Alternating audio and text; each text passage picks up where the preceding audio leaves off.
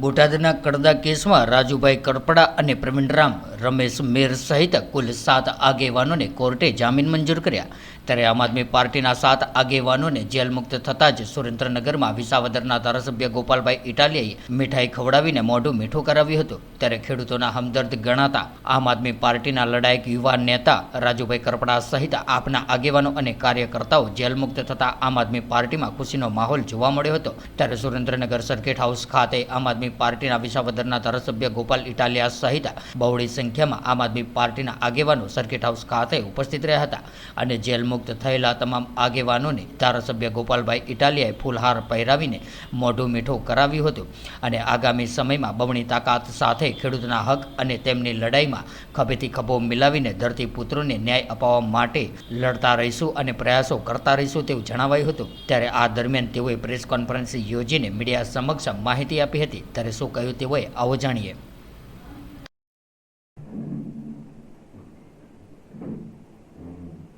આજે Surendranagar circuit house ખાતે ઉપસ્થિત સૌ મીડિયા મિત્રોનું સ્વાગત. આજે ગુજરાતભરના ખેડૂતોને એક હિંમત પૂરી પાડનાર, ખેડૂતોને એક ટેકો પૂરો પાડનાર અને ખેડૂતો વતી સતત લડી રહેલા અમારા લડાયક યોદ્ધા ભાઈ શ્રી રાજુભાઈ કરપડા 4.5 મહિના જેટલા લાંબા સમયના જેલવાસ પછી આપણા સૌની વચ્ચે આવ્યા છે. એ બદલ હું એમનું સ્વાગત કરું છું, એમને આવકારું છું. આમ તો જેલમાં જવું એ સમાજમાં સારી બાબત નથી ગણાતી, પરંતુ કોઈ બીજાના માટે સંઘર્ષ કરતા કરતા, બીજાના હક માટે, બીજાને ન્યાય અપાવવા માટે થઈ અને જેલમાં જાય તો સમાજ એ માણસને બિરદાવે છે, સમાજ એ માણસનું સ્વાગત કરે છે અને સમાજ એ માણસને હંમેશા આગળ લઈ જવા માટે મદદ કરે છે. બોટાદની અંદર કડદો થાય છે, વાત એટલા પૂરતી મર્યાદિત નથી. રાજુભાઈએ જેમ જણાવ્યું એમ કે ક્યાંક હાઈ ટેન્શન લાઈનોના નામે ખેડૂતો સાથે અન્યાય થાય છે, ક્યાંક ટેકાના ભાવે જણસની ખરીદી થાય છે, એમાં કટકી થાય છે, ક્યાંક ટાઉન પ્લાનિંગના નામે ખેડૂતોની જમીન પડાવી લેવામાં આવે છે, ક્યાંક સંપાદનના નામે હાઈવેના પ્રોજેક્ટમાં ખેડૂતોની જમીન પચાવી પાડવામાં આવે છે, જમીન માપણીના નામે ખેડૂતો સાથે અન્યાય થઈ રહ્યો છે. તો અલગ અલગ અનેક મુદ્દાઓમાં ખેડૂતોને નિરંતર અન્યાય થઈ રહ્યો છે. પણ આજ દિવસ સુધી ગુજરાતમાં ખેડૂતોના મુદ્દા ઉપર આક્રમકતાથી અને પૂરી નિષ્ઠાથી લડે એવા આગેવાન ખેડૂતો પાસે ન હતા. પણ જ્યારથી રાજુભાઈ કરપડાએ ખેડૂતોની લડાઈ લડવાનું નેતૃત્વ ઉપાડ્યું અને એમની સાથે ખભે ખભો મિલાવી ભાઈ શ્રી પ્રવીણભાઈ રામ, રમેશભાઈ મેર, મહેશભાઈ કોટડિયા જેવા અનેક સામાન્ય ખેડૂત પરિવારમાંથી આવતા વ્યક્તિઓએ એક ટીમ બનાવી અને ટીમના સ્વરૂપમાં ખેડૂતો વતી લડવાનું ચાલુ કર્યું.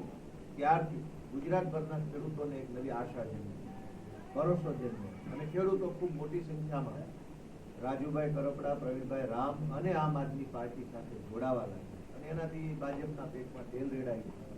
રાજુભાઈ ઉપર ખોટી એફઆઈઆરો કરી, 1 થી ન ધરાયા તો 2 એફઆઈઆર ખોટી કરી અને એમને પૂરી યાતના આપવાનું કામ કર્યું. પરંતુ રાજુભાઈએ એક સબળ નેતૃત્વ કેવું હોય એનું ઉદાહરણ પૂરું પાડ્યું છે કે આજે 4.5 મહિના જેટલા સમય ખોટા કેસોમાં ખોટી રીતે જેલવાસ ભોગવા પછી પણ એવો હજુ ખેડૂતો માટે લડવા તૈયાર છે, ખેડૂતોનો અવાજ ઉઠાવવા માટે તૈયાર છે. એ બતાવે છે કે રાજુભાઈ એક સક્ષમ, સબળ અને નિષ્ઠાવાન ખેડૂત નેતા છે.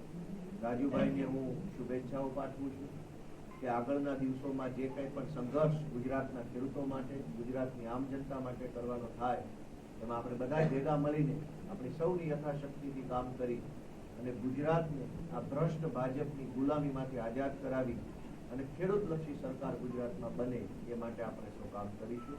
ભાઈ શ્રી રાજુભાઈ, પ્રવીણભાઈ, રમેશભાઈ, અન્ય તમામ ખેડૂત મિત્રો જેમના અગાઉ જામીન થયા અને છૂટ્યા છે, આ ક્રાંતિની લડાઈમાં જે લોકોએ પોતાનું યોગદાન આપ્યું છે એ બધાને, એમના પરિવારજનોને ખૂબ ખૂબ મારી શુભેચ્છા પાઠવું છું અને આવનારા દિવસોમાં હજુ પણ પૂરી મજબૂતીથી લડાઈ લડવા